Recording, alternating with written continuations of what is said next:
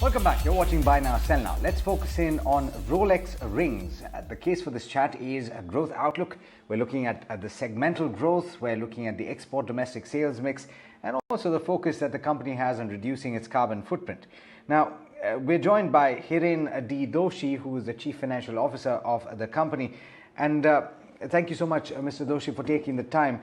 I want to start by asking about the performance. You're seeing that revenues and margins are holding up. What's the expectation going forward, though? Do you think that that's going to continue, or do you think that commodity pressures will put some pressure on that? Yeah, very good morning. Definitely, the growth would be continue in the last quarter of the year also. And as you must have seen that in this 9 months of this current fiscal, if you are comparing with the last 9 months of previous year, then we had a substantial growth of almost 80% or something like that. And on annualized basis, we are expecting, or rather we are aspiring to have a growth of somewhere about in between to 60 to 65% what we had in fiscal 21. So definitely we are expecting, and from the certain segments, we are getting good inquiries, we are getting good conversion also. And as far as the product pricing, commodity pricing, definitely it has hiked in the first quarter, couple of quarters of this fiscal, as well as in last quarter of last fiscal.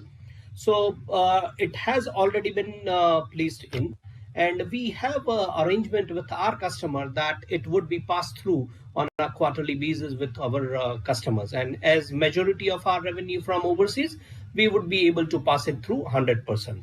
So that is why we are holding our margin, or on the contrary, margins have increased with compared to the last two fiscals, and we are having the good, expecting the good growth on demand also.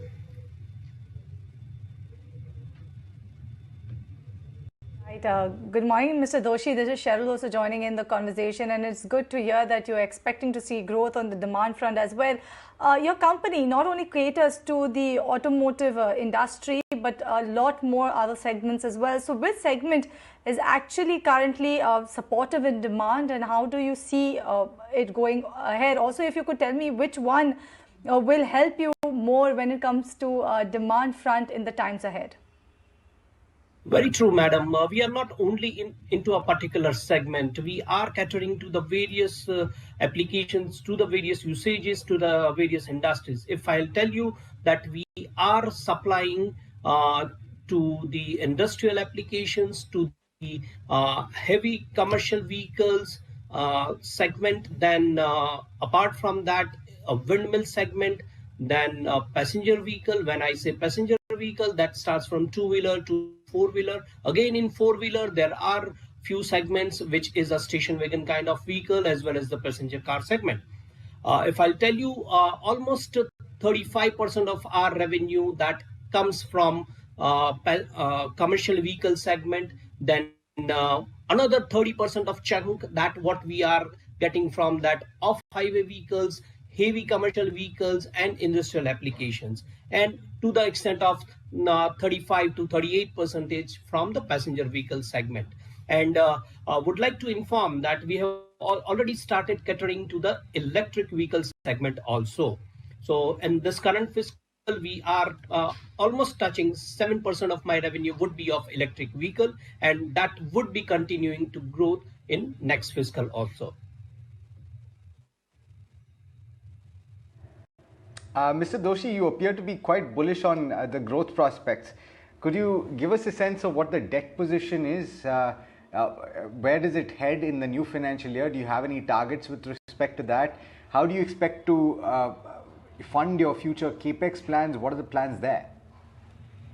First of all, would like to tell you that we were carrying in past, in 2014-15, we had a huge amount of long-term debt, which was to the tune of 470 odd crores. And with the grace of God Almighty, I would like to tell you that today we have paid off entire 470 crore long-term debt to all my lenders.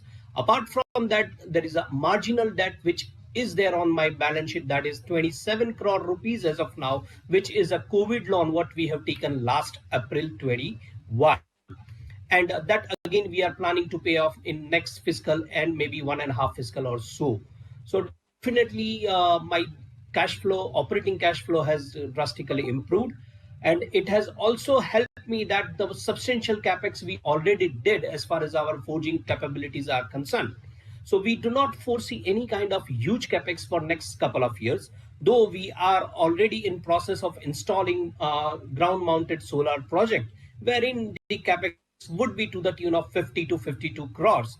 And for that, more than 80% of the cost has already been incurred and it is in process. So we do not foresee any kind of long-term debt to be increased in next 2 to 3 years.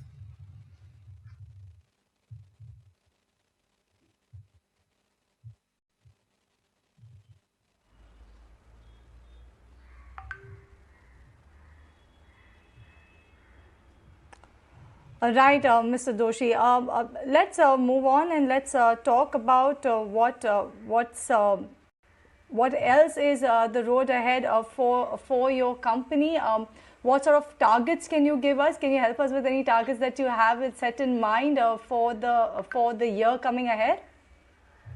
So definitely, I told you that in the current fiscal, as we have already informed earlier, and we aspiring to cross the 1,000 crore mark, and definitely we expect at least 15 to 20% growth in the next fiscal, looking to the order book and the programs what has already been allotted to us. And we also expect if the particular semiconductor chip issue would addressed if as early as possible, then definitely we are expecting good jump in the very first quarter of the next fiscal. Okay, thank you so much, Mr. Doshi, for taking the time. We look forward to speaking to you again and trying to understand how things are panning out once you reduce the debt that you plan to do. So thanks so much once again for taking the time. Thank you very much.